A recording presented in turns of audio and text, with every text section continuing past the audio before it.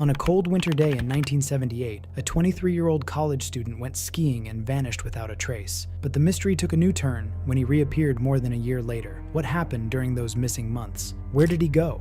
How did he survive? And most importantly, why can't he remember any of it? The story begins like any other winter day at Hope College in Michigan. Stephen Kubacki was a senior studying history, known around campus as a careful and experienced outdoorsman. He wasn't the type to take foolish risks or do anything dangerous without thinking it through first. On February 20th, 1978, he decided to go cross-country skiing alone near Lake Michigan, something he had done many times before without any problems. If you have never been to the place, Lake Michigan in winter is a frozen wilderness. The massive lake stretches as far as the eye can see, its surface covered in thick ice and snow. But for experienced skiers like Stephen, it offered miles of pristine trails and breathtaking views. He packed his gear, told his roommate where he was going, and set off for what should have been an ordinary day on the ice. But Stephen never came home that night. When his roommate realized Stephen hadn't returned by evening, worry began to set in. Stephen wasn't the type to stay out late without calling. By the next morning, February 21st, his family and friends knew something was terribly wrong. They called the authorities and organized search parties to look for the missing student. What the searchers found that day would haunt investigators for years to come. Local snowmobilers discovered Stephen's skis, ski poles, and backpack lying abandoned on the ice about 200 yards from the shore. Inside the backpack were Stephen's personal belongings, confirming it was definitely his equipment. But Stephen himself was nowhere to be found. The strangest part was the footprints in the snow. A clear trail of boot prints led from the shoreline out onto the frozen lake, heading straight into the vast white expanse. The searchers followed the tracks for about 200 yards, walking in Stephen's exact footsteps.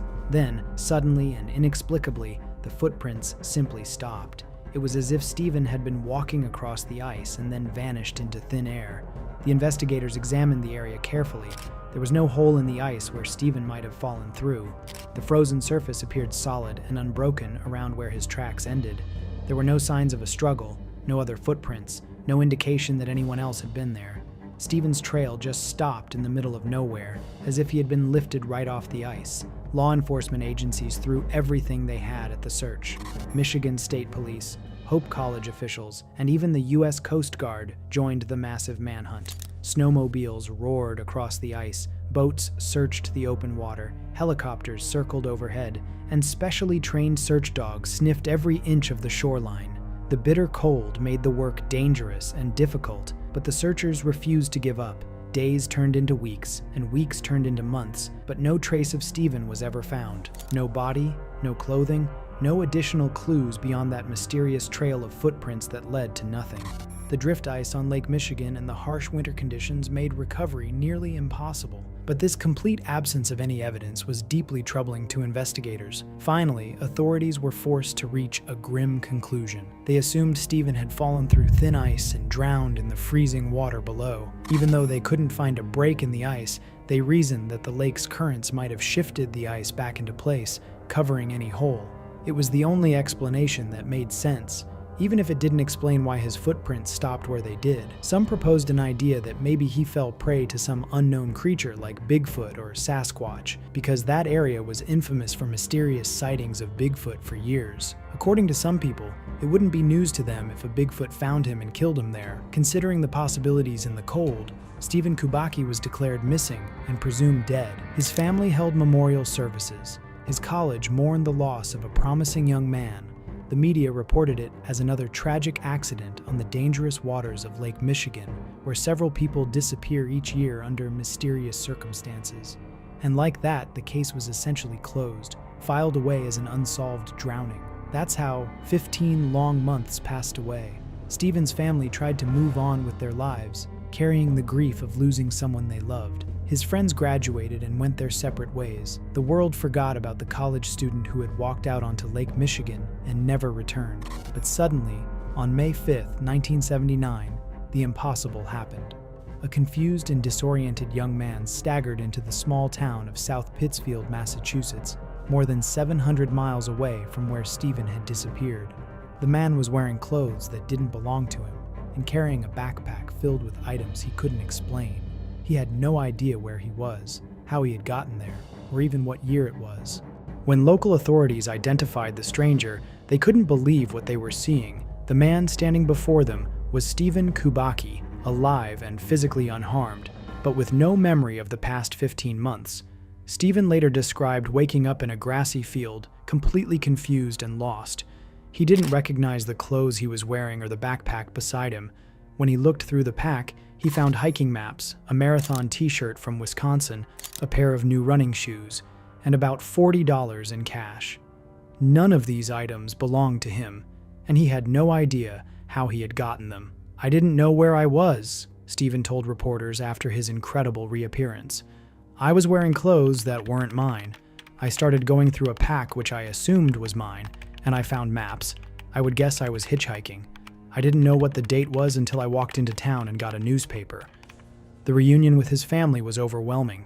His parents, who had mourned him as dead for more than a year, could hardly believe their son was alive and standing in front of them. The joy was mixed with 1,000 unanswered questions. Where had Stephen been all this time? How had he survived? Why couldn't he remember anything? Stephen himself was just as puzzled as everyone else. In interviews with the media, he admitted to having only the vaguest impressions of the missing months. He felt like he might have done a lot of running, which could explain the marathon t-shirt and new running shoes. He had fuzzy memories of looking at maps and perhaps hitchhiking, but nothing concrete or detailed. "The only thing I can think of is what mountain climbers suffer from," Stephen explained to reporters, trying to make sense of his own experience. "Loss of body heat and exhaustion. That combination can result in a temporary loss of memory." He was referring to a condition where extreme cold and physical stress can cause the brain to shut down temporarily, similar to what happens when someone gets hypothermia. Stephen compared his situation to mountain climbers who sometimes suffer from altitude sickness and exhaustion, causing them to become disoriented and lose their memory. However, his explanation raised more questions by the time.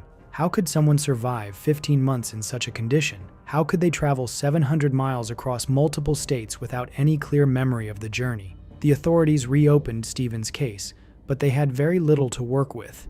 There was no evidence of any crime. Stephen showed no signs of physical abuse or trauma. No one had reported seeing him during the missing months, despite the fact that he would have needed food, shelter, and transportation to travel such a distance. The investigation quickly stalled, leaving everyone as confused as they had been before. Stephen also refused to see a psychiatrist or undergo any psychological evaluation that might help explain his memory loss. Over the years, many theories have been suggested to explain Stephen's disappearance and reappearance, but none of them have been proven or officially accepted by investigators. One possibility is a rare psychological condition called a dissociative fugue. This is a mental state where a person suddenly travels away from home or work and can't remember their past or who they are. It's usually triggered by severe stress or trauma, and people in this condition might travel long distances without being aware of what they're doing. However, doctors point out that this condition is extremely rare, and Stephen never reported any traumatic events that might have triggered it. Another theory suggests that Stephen might have actually survived some kind of accident on the ice. Perhaps he fell through and was carried by underwater currents to a different location, where he eventually made it to shore. Then, suffering from hypothermia and exhaustion, he might have wandered in a semi-conscious state for months. But this explanation doesn't account for how someone could survive such an accident without proper food, shelter, or medical care. Some people have wondered if Stephen deliberately disappeared, perhaps to escape from some unknown problem in his life. However, there's no evidence to support this theory. Stephen was a good student, with a bright future ahead of him. He had a job offer at a newspaper and was planning to take over his father's house. His family and friends reported no conflicts or unusual behavior before his disappearance. More sinister theories suggest that Stephen might have been kidnapped or held against his will by criminals or a cult. This could explain the strange clothes and the money he had when he was found. But again, there's no evidence of any crime. Stephen showed no signs of being harmed, and no ransom demands were ever made. In recent years, Stephen's case has attracted attention from people interested in paranormal explanations. One of the most popular theories was that he was abducted by Bigfoot or other mysterious creatures said to live in the wilderness around Lake Michigan. Others have proposed even more outlandish theories involving aliens, time travel, or secret government experiments. However, no one knows what really happened, because none of the explanations had any supporting evidence. So, anything could be true. Stephen also never explained it. After coming back, he quietly finished his degree, though he switched schools, moved to Massachusetts, and studied German instead. Then he built a career as a clinical psychologist and author while keeping his disappearance locked away. Anytime he's asked about those lost months, he refuses to speculate. He gives nothing. For the FBI, the case was simple. He was found alive. No crime to investigate. File it under found person and move on. No new evidence ever surfaced. Without Stephen's cooperation or his memory, there's been nothing to solve, and that's what makes it so haunting. How does someone walk off a frozen lake in Michigan, vanish without a trace, somehow travel 700 miles, survive more than a year with no resources, and then reappear like nothing happened? Today, more than 40 years later, Stephen lives quietly in Seattle, still practicing psychology. He's promised a memoir recently. Could it finally reveal the truth, or will it only deepen the mystery? Was he taken by aliens? Did he encounter any Bigfoot? Or did he just fall from somewhere and get hypothermia? Because in a place like this, Stephen was not the only case of disappearance. Many others also disappeared without any explanation and never came back. On paper, ideas like Bigfoot or some other creatures might sound ridiculous, but if you keep seeing the cases, slowly it won't. Take our next case, for example. Take our next case, for example. The vanishing of Dennis Martin. Deep in the heart of the Great Smoky Mountains lies one of America's most haunting, unsolved mysteries. And this case changed how we search for missing people forever. A 6-year-old boy disappeared in broad daylight, sparking the largest manhunt in the park's history, involving over 1,400 searchers, Green Berets, helicopters, and bloodhounds. Yet despite this massive effort, not a single trace of little Dennis Martin was ever found. What happened on that fateful Father's Day weekend in 1969? This remains a puzzle to date. In June 1969, 6-year-old Dennis Lloyd Martin was bubbling with excitement. His family packed their gear for a Father's Day adventure in the Great Smoky Mountains. Dennis was a lively boy from Knoxville, Tennessee, the kind of kid who never met a tree he didn't want to climb or a trail he didn't want to explore. His father, William Clyde Martin, and his grandfather, Clyde Demetrius Martin, had made these camping trips a family tradition. They believed in the old-fashioned idea that boys needed to know the wilderness, to understand nature's rhythms and respect its power. The Martin family had their routine down to a science. Each day of their long weekend, they would venture deeper into the mountains, like explorers pushing into uncharted territory. In this camping trip, they started their journey by camping at a place called Russell Field, a beautiful meadow surrounded by towering peaks. The next day, Saturday, June 14, 1969, they hiked to another camping spot called Spence Field. This wasn't just any ordinary meadow, it sat along the famous Appalachian Trail. This is the legendary footpath that stretches from Georgia to Maine like a spine running through the eastern mountains. When the Martins reached Spence Field that Saturday afternoon, they discovered they weren't alone. Another family was camping nearby with their boys, and soon the children were planning mischief the way kids do when they're turned loose in nature. They made a plan instantly, a game of hide-and-seek with a little twist. They would pretend to run away, hide in the woods, and then jump out to surprise the adults. The plan was simple. The boys would sprint off the trail, hide behind some bushes, and wait for the perfect moment to leap out and startle their parents. It was just after 4:30 in the afternoon when Dennis ran away from the group and hid behind a bush alongside the Appalachian Trail. The other 3 boys ran back toward the adults as planned, but right at that moment, nobody realized something went terribly wrong. 6 minutes passed, then more. The adults suddenly noticed that every child was present there, except for Dennis. At first, his father, William, probably thought Dennis was just being extra smart, waiting for the perfect moment to surprise, but as the minutes stretched on, that familiar parental instinct, the one that knows when something isn't right, began to kick in. William Martin's casual concern quickly turned to alarm, then to panic. He ran frantically up the trail, his voice echoing through the forest as he shouted his son's name over and over again. But the only response was the whisper of wind through the trees and the distant sound of his own voice bouncing off the mountains.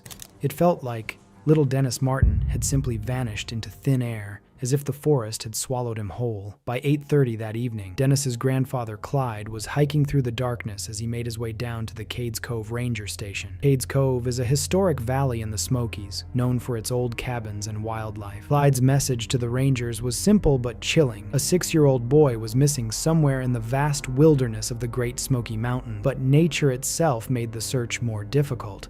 A violent thunderstorm suddenly swept across the Smokies that night. And, you had bad weather conditions. What was the visibility like?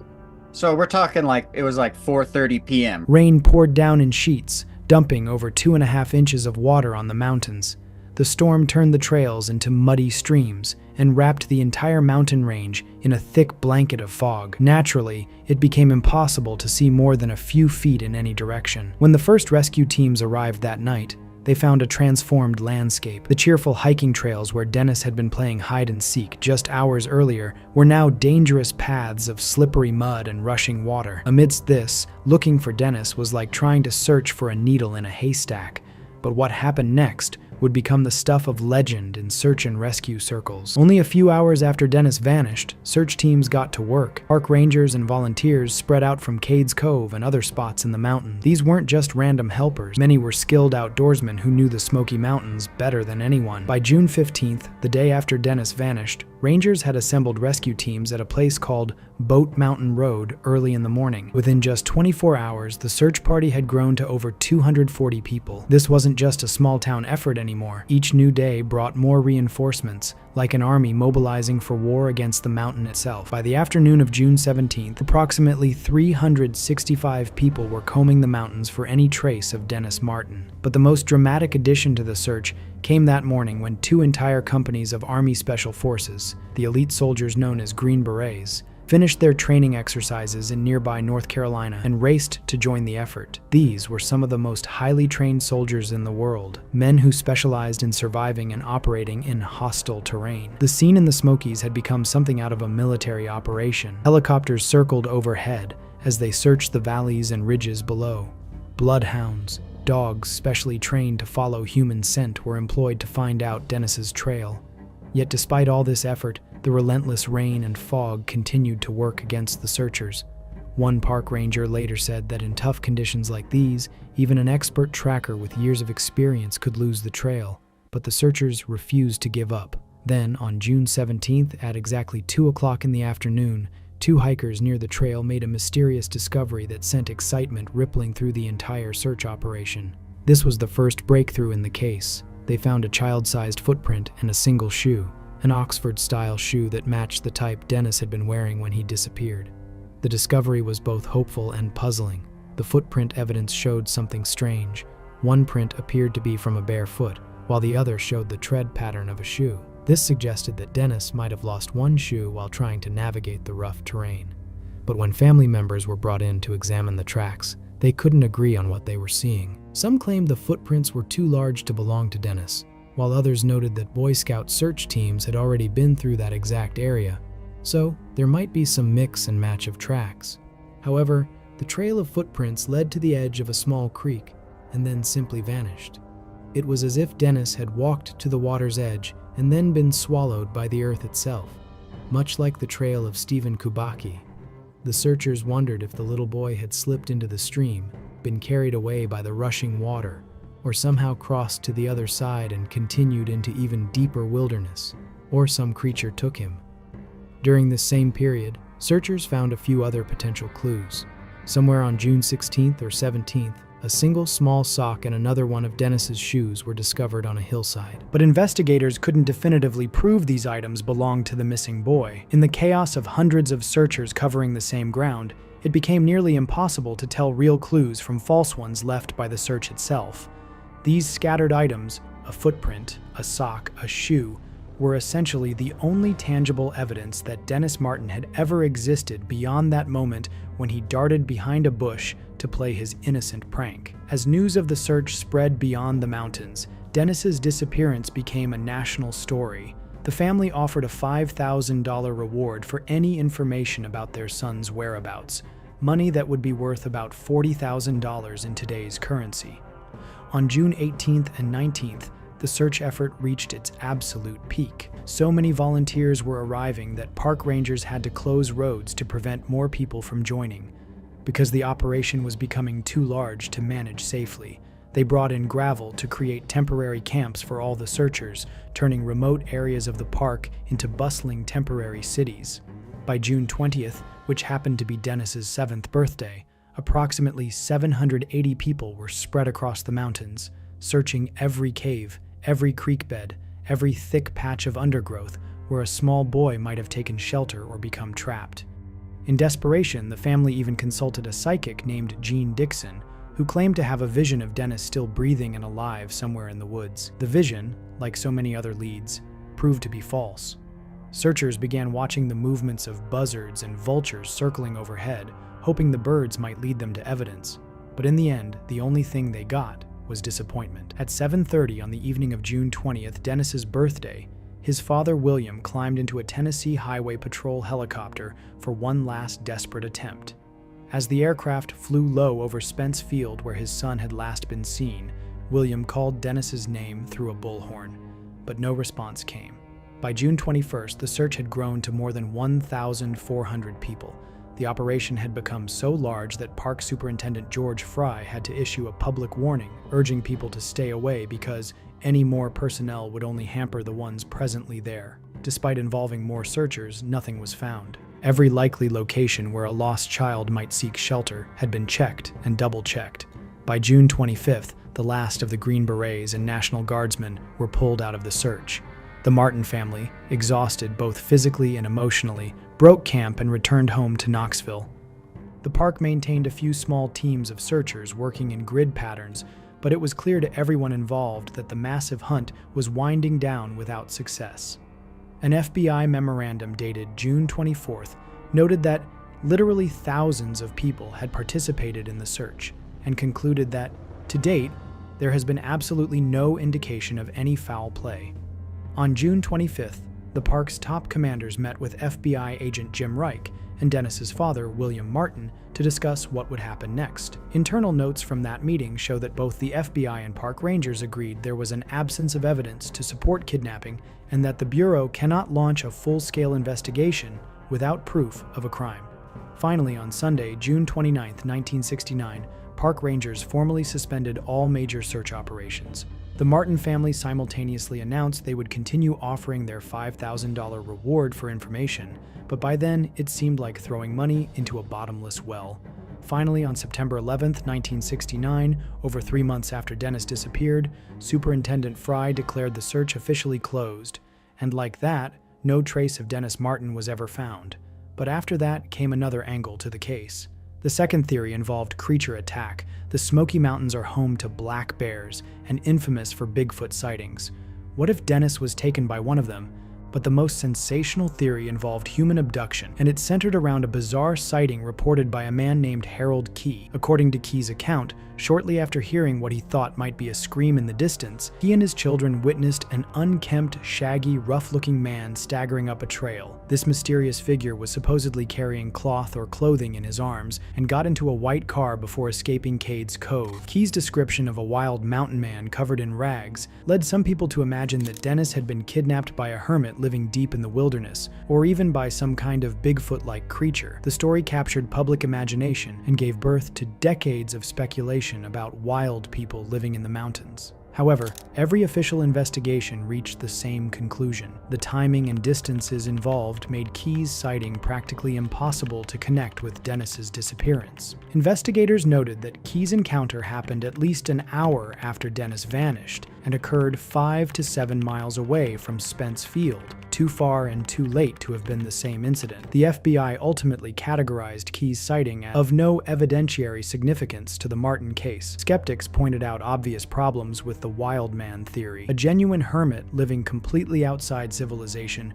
probably wouldn't be driving a late-model car, as Key described. Plus, the idea of someone carrying a struggling 6-year-old child through miles of thick mountain underbrush seemed almost as unlikely. Most experts eventually concluded that the simplest explanation, probably as investigative analyst John Gullion put it, Occam's razor principle that the simplest solution is right, suggests Dennis went in the wrong direction and panicked, eventually fell prey to cold and disorientation in the vast wilderness. After Dennis Martin's case, the National Park Service completely revamped how it conducts search and rescue operations. The harsh lessons learned in 1969 led to the development of incident commands designed to prevent the kind of well-meaning chaos that had overwhelmed the Dennis Martin search. Modern technology like GPS devices, cell phones, and sophisticated search and rescue coordination systems make it far less likely that a similar tragedy could occur today. But as the years slipped into decades and the files gathered dust, one question refused to fade. What really happened to Dennis Martin? Somewhere in the Smoky Mountains, buried in ridges and valleys, the truth still waits, guarded by the forest itself. The case isn't over. Even half a century later, fresh witnesses surface forgotten details. Some people still dig up and modern technology holds the promise of breakthroughs investigators in 1969 could only dream of. Until then, Dennis's disappearance remains a chilling reminder that some mysteries cut deeper than time. So what comes next? Could a hidden clue resurface, or could forensic science finally crack the silence of the mountains? For now, the forest keeps its secrets, but not forever. And what do you think happened to both Dennis and Stephen? Let us know your theory in the comments below, and don't forget to like, share, and subscribe for more mysterious stories.